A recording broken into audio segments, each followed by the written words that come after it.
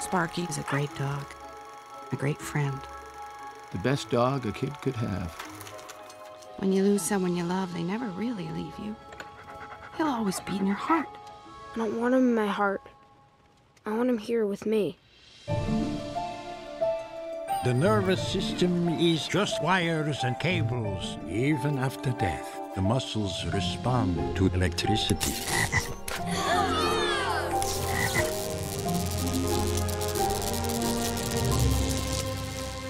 Hey guys, what's up? This is Link, and I'm from Galactica Arcade, bringing you the review for Frankenweenie, directed by Tim Burton. Now, this is a black and white film that Tim Burton first started in, back in 1984. It was one of his first movies he ever created, based on the idea of a boy and his dog sharing this friendship connection, and when the dog dies, what a boy will do to bring him back to life and have his friendship again. And I actually did really enjoy this film, not only as an animation person, but more as a child within me. You know, I'm sitting in the theater with 5 or 6 other people who are like with their children, and I'm still enjoying and laughing along with them.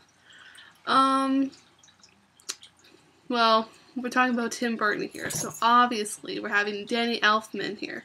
We're having John August here as the writer. John August also wrote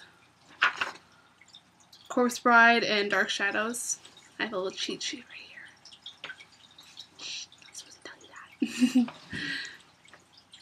He also wrote with another co-producer, and they pushed this movie back quite a bit, I found. It's supposed to be released in 2009, but got pushed back all the way to now, so. But I think it's better this way with Halloween coming up and everything, and, you know, it's just the right kind of movie to get into. You know, it represented this classic horror with the Frankenstein, the vampires, the ghouls, and all the stuff that happens within the movie that just satires every single classic horror movie you could think of. I know in one instance, parents are trapped in one of the phone booths, and it's just like a scene from Birds, honest to God. It was actually really entertaining to watch. You know, you had your characters there. You had Victor Frankenstein, living in this 50s suburban neighborhood with his pet dog, Sparky, his beloved best friend, until one day, sadly, he gets in a car accident and dies, and Victor feels so alone and so distressed without him. He gets the idea of reviving him with electricity. And lo and behold, the whole scenario, what happens when you bring a dead dog back to life. The characters Tim Burton uses are still, you know when Tim Burton comes into this movie, he always has his weird characters. You have your Victor, your skinny, pale, odd, weird boy that represents Tim Burton as a child.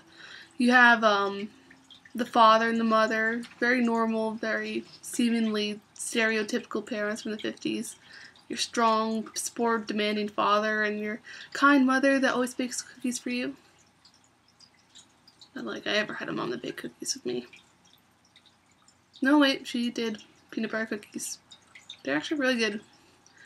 You had your weird, memorable characters. I saw they classify her as the weird girl, because I never heard her name throughout the whole movie. And she just does not blink, or like, she just stares into your soul with those eyes. And has that expression, just creeps you right out. I think she was one of my favorite characters, to be honest with you. And she just stood out for me, and she was just hilarious, like, just in a weird, creepy kind of way. Mr. Whiskers is trying to tell us something. Did you get that out of the litter box? You had your, the bully, not the bullies, but I said the classmates of Victor. You had, Takashi, shows like Law and Order, CSI, Prison Break. I think he was in House once, for an episode. Don't know. We don't see him that often. But, his voice acting was good. I liked it. One of his first animation movies he actually did. You have Winona Ryder from Black Swan in there, playing as the love, I'm going to put this in air quotes, love interest Tim Burton was never really, in animation movies, he was never really big on the romance. Well, you have Nightmare Before Christmas, I guess, but no. No, not going there. Not going there, ladies and gentlemen. I'm just not. And Charlie Tahan, who was playing the voice of Victor. Tahan was also known for Charlie St. Cloud, being the little boy that died. Boo-hoo. Yeah. And he did pretty well, you know. I didn't find anything that popping out about him. He played the typical little boy want his dog back kind of role. I didn't find anything that pop out. You know, you also have Martin Short. You know, your Madagascar, your Hoodwinked kind of guy. Hoodwinked. The funniest and worst movie I've seen in ages. That's another review. We also have Martin Landau. Now, he's been around for ages. And he's kind of tight with Burton. Came up in a couple of sidetrack movies with him. So I was kind of glad to see him. I love his voice. Played as the Mr. Ruszewski, who I think is like a Russian communist coming over just to kind of give you the feeling that the Cold War is going to start soon. I wish I had that clip. I would totally show you guys his little appearance in the classroom. Catharine O'Hara was playing as the mother of Frankenstein, the weird girl I was talking about. Played a very excellent role. She's always a Tim Burton regular. You see her like in Nightmare Before Christmas and all of his Corpse Bride, I think. So O'Hara's a regular.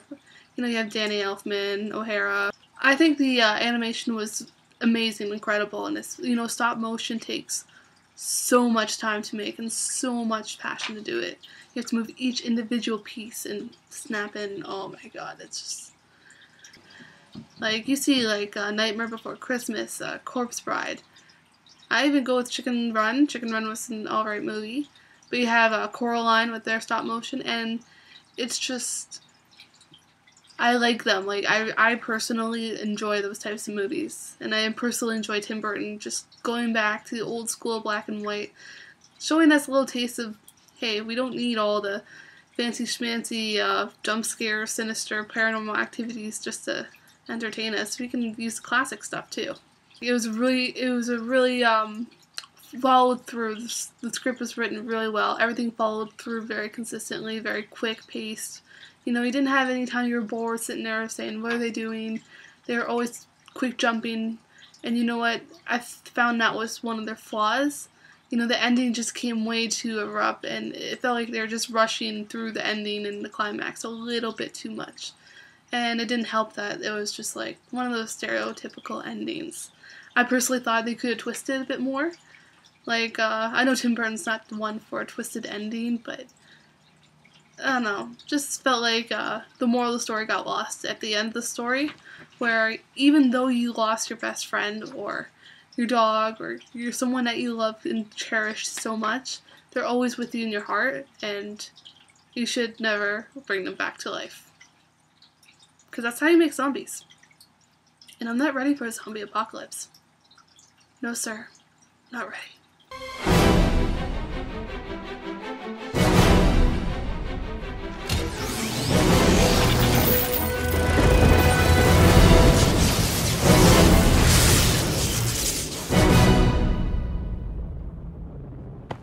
Sorry, boy.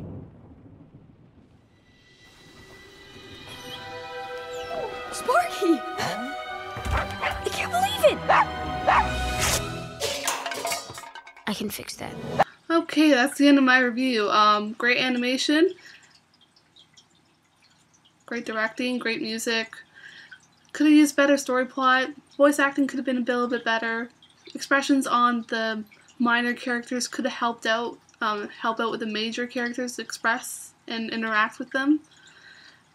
And I would say it would be more of a rental.